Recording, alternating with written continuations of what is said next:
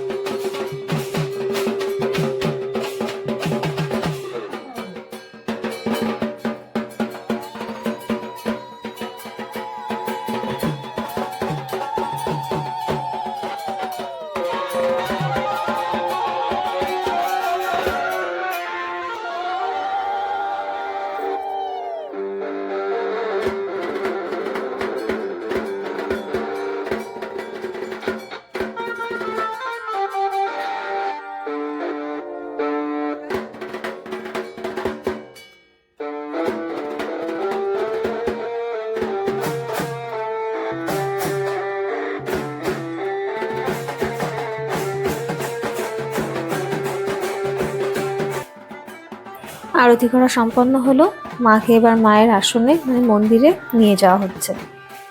জানেন তো, সারা বছর এই দিনটার জন্য সবাই অপেক্ষা করে থাকে, কারণ এই দিনটাতে সবার সাথে সবার দেখা হয়। সারা বছর তো এই সুযোগটা আসে না, এই দিনটাতেই সবাই একসাথে হয়, এক জায়গায় হয়। সেই কারণে এই দিনটার জন্য সবাই অপেক্ষা করে থাকে। পুজোর সময় হোক, যে কোনো অনুষ্ঠানে হোক, সবাই মিলে হাতে হাতে কাজ করলে কিন্তু কাজটা তাড়াতাড়ি এগিয়েও যায়, আর কথা বলতে বলতে কখন যে কাজ শেষ হয়ে যায় টেরই পাওয়া যায় না। কিন্তু যখন আমরা বাড়িতে একা একা থাকি, যারা আমরা দূরে একা থাকি, তাদের কিন্তু কাজ করতে করতে মনের মধ্যে চলতে থাকে কখন কাজটা শেষ হবে, কখন কাজটা শেষ হবে। কারণ তখন তো আর কথা বলার কেউ থাকে না, একারই কাজটা করতে হয়।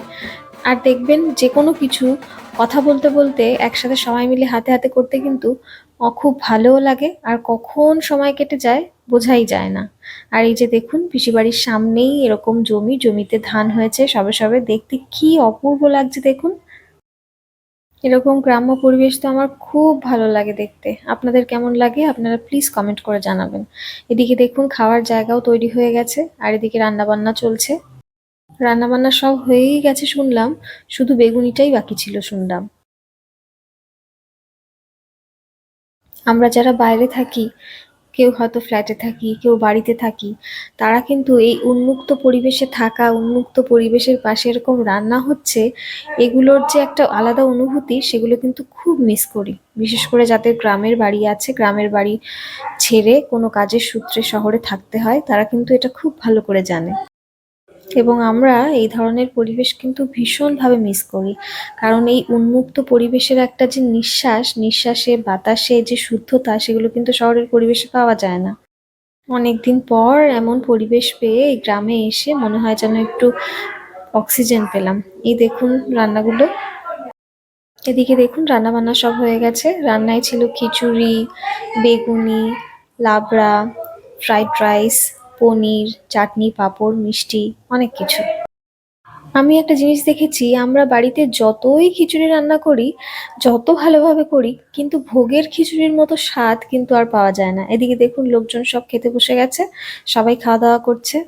গ্রামের বাড়িতে এইভাবে পুরো উঠোনে খাওয়া দাওয়া করার যে আলাদা মজা, সেটা কিন্তু শহরের নানান আড়ম্বরের মধ্যেও থেকেও এগুলোকে মিস করতে হয়।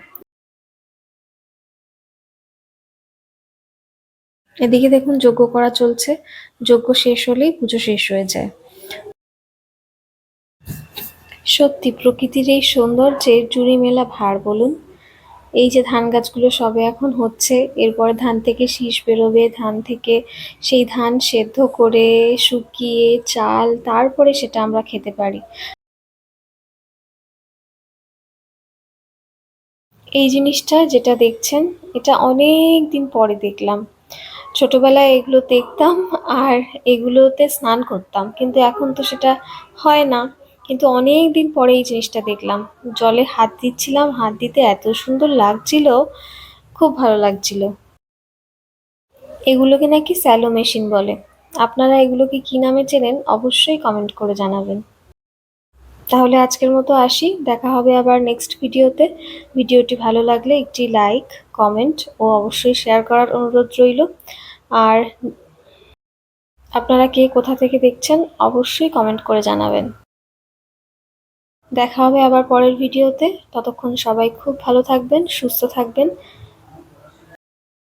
ও একে অপরকে অবশ্যই ভালো রাখবেন। কি যে ভালো লাগছিল এতদিন পর জিনিসটা দেখে। আর বাচ্চাদের মতো একটুখানি ছেলেমানুষি করে খেলাও করে নিচ্ছিলাম যেন জলের সাথে। খুব ভালো লাগছিল।